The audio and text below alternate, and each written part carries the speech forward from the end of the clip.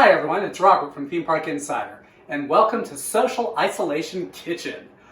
While the parks are closed, I thought it'd be nice to find a way to bring the magic of our favorite theme park vacations to you here in your home. So what better way to do that than with the fun of cooking? So we gotta eat, so why not eat something that's one of our favorite theme park meals? We're gonna start today with a classic, one of the old school great theme park dishes that everybody loves. It's Disneyland's Monte Cristo. Now, for this, what we're starting is kind of a concept called mise en place. I've got all of our ingredients measured out here, ready to go, so we can get straight to the cooking. I've got about 1 3/4 cup water, another 1 3/4 cup of all-purpose flour, an egg, 1/4 teaspoon of salt, teaspoon of baking powder. We've got some confectioner's sugar that we're going to dust on this at the end. We've got our turkey, ham, Swiss, and I've got 8 slices of nice sourdough. The original recipe calls for challah or an egg bread, but as you might know, finding particular types of bread can be a little tricky right now, so we're going with the sourdough, which is one of my favorites. You can find the complete recipe in print right down below us here. So if you are one of those people who like to see it all written down, we've got that for you. I'm not going to make you read through 27 paragraphs of some story before we get to the recipe. It's going to be right there. But the way that we start off with this, and by the way, we're taking the recipes from this book, Delicious Disney. This is one of Disney's official cookbooks. So this is the actual recipe that is done at the Disneyland restaurants. So what we're going to do is I'm going to start by cracking an egg into this here, whisking it up just a little bit, and then I'm going to add my water into the mixing bowl. Because what we are starting with here is the batter for our Monte Cristo. I think a lot of people think of a Monte Cristo just as a ham and cheese sandwich on French toast, and that when you do that, that's when you get those disappointing things that don't quite measure up to what you get at Disneyland. Really, this is a batter-coated, batter-dipped sandwich that's been deep fried, and honestly, it's just one egg in there. This is not like some really heavy French toast type of dish. So I'm going to add in the flour while continuing to whisk. Now this has gotten a bit more heavy. The baking powder, that's going to give it some air, and the salt. Make sure I get that out there. What we want this is to be a nice fluffy batter. We don't want this to be a dense batter. This is not a corn dog that we're making here. We're making a Monte Cristo sandwich. So, you really want to put your elbow into this. You really want to work it. So while I am doing that, we'll talk a little bit about the Monte Cristo sandwich and why everyone loves it so much. I think the sandwich is really associated with the Blue Bayou restaurant at Disneyland. That's that restaurant that you see as you go into Pirates of the Caribbean.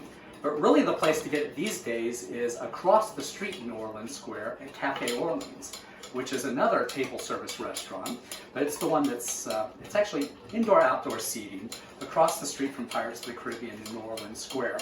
And really the Monte Cristo is the specialty of the house at that, along with they've got really great French fries at that restaurant as well.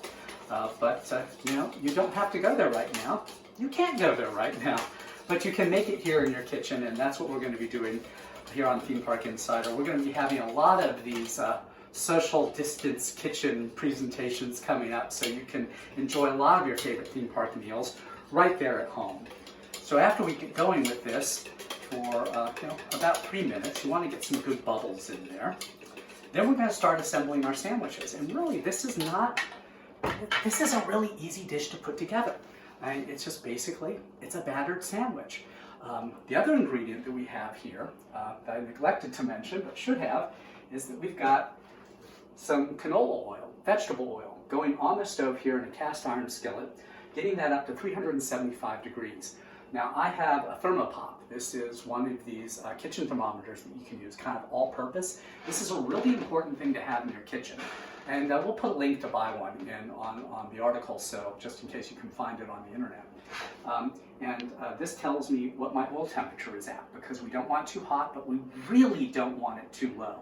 Because if it's too low, then it's just going to be in there a long time. It's going to get gummy. It's going to get hard. You're not going to have that light, airy, crispy consistency that you really want with the Monte Cristo sandwich. In fact, I'm going to turn that way down right now because I'm a little bit over my 375 degrees. So we're going to let that come down to the proper temperature while I'm assembling our sandwiches. So we're going to start right here. I'm taking 2 slices of my sourdough. And what I'm going to do is I'm just going to put some of my ham, and actually start with my turkey, my ham, and my Swiss on this. I'm just going to go a little crazy here and put a little extra because I'm feeling hungry. But that's it, just basic. I've got a sandwich here. This is not particularly difficult.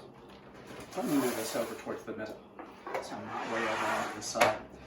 And typically you do a little diagonal cut with this to make it more like the traditional Disneyland sandwich. So I'm just going to go ahead and do a diagonal cut here. And this is going to be my Monte Cristo. Next thing we're going to need to do, though, is we're going to have to batter it, and then we're going to fry it.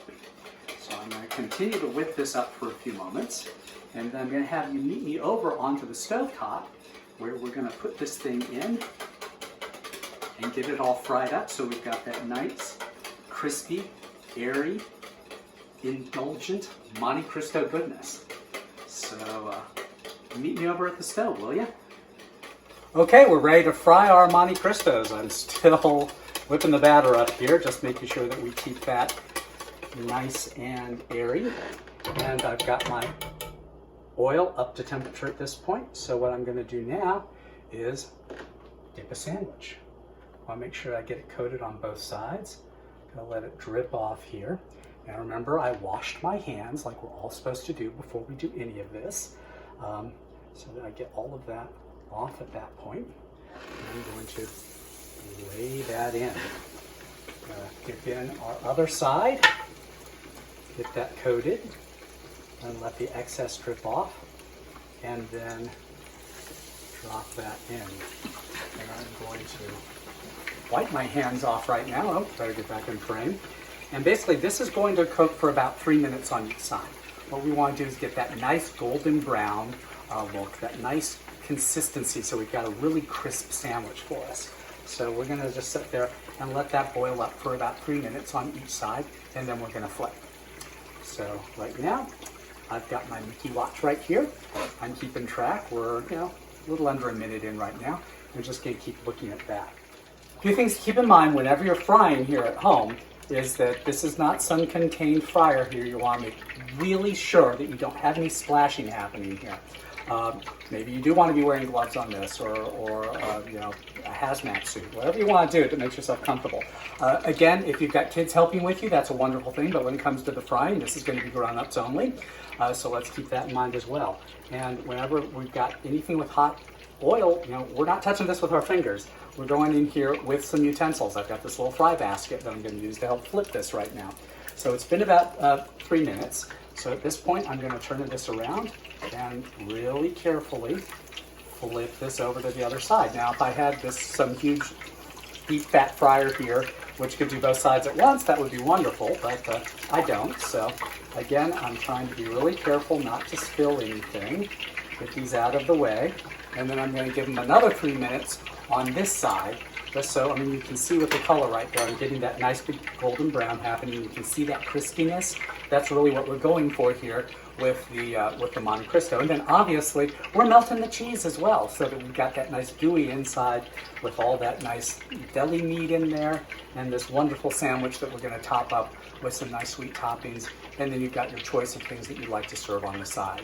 So like I said, that'll be about another 3 minutes, and then we'll have this all ready to go, and we'll take it right out and serve it up. Okay, after our extra 3 minutes on the other side, we've taken these out, and I've put them on a paper towel lined plate because we want to soak up a little bit of that extra oil that's of course going to be there anytime you deep fry something. Now, here's the really important part. Let this cool a little bit the last thing you want to be doing is eating a piping hot Monte Cristo straight out of the boiling oil. Bad idea. That's not magic. Well, if it is, it's not a good type of magic. So I've been letting these cool for a few minutes, but now that they're safe enough to touch, I can go ahead and plate these. One of the questions is, you go to Disneyland and you order a Monte Cristo, it's like, how many people can this feed? And they bring you one, you'll have like 4 pieces on there. I fed the entire family of 4 with one Monte Cristo, particularly if you get a side or a salad with that as well. But you want to present these nicely. So I've got a little bit of confectioner's sugar here that we use just to sprinkle across the top, and I'm doing a horrible job of it at this point, but you get the idea. But you always want to serve this with some type of fruit or preserves on the side. And that's why I'm mixing things up here. Sometimes you'll get a blackberry or a raspberry, but in the spirit of theme park solidarity here, I'm going with my favorite preserves, which is actually Berry Market from Knott's Berry Farm. That's right, I'm going with boysenberry preserves on my Disneyland Monte Cristo, because when it comes right down to it, we're all in this one together. Honestly, and I'm going to give a little note here too, you might see Knott's Berry Farms preserved in your local supermarket. That's actually done by another company that Knott's sold the name off 2 years ago. Berry Farm is the brand that Knott's now sells in the California marketplace and in the park itself. And I love the Berry Market brand. I think it's a lot better than the Knott's Berry Farm brand, which has a lot of high fructose corn syrup and all that gunk. This is berries and sugar here, right here. It's all the good stuff. So I've got my boysenberry preserves that I'm going to be serving along with my Disneyland Monte Cristo to have a wonderful Orange County, California lunch here to celebrate the fact that we can still have theme park magic in our own homes even when the parks are closed. So thank you for joining me here on Social Isolation Kitchen, and we're going to have a really good time. Do our best to continue bringing the theme park magic to you in your home while all of this is going on. So please do be sure to check us out on themeparkinsider.com, subscribe to the channel on YouTube, and we'll keep getting you all of this great content that's coming along just as soon as we release it. So take care, and let's enjoy lunch.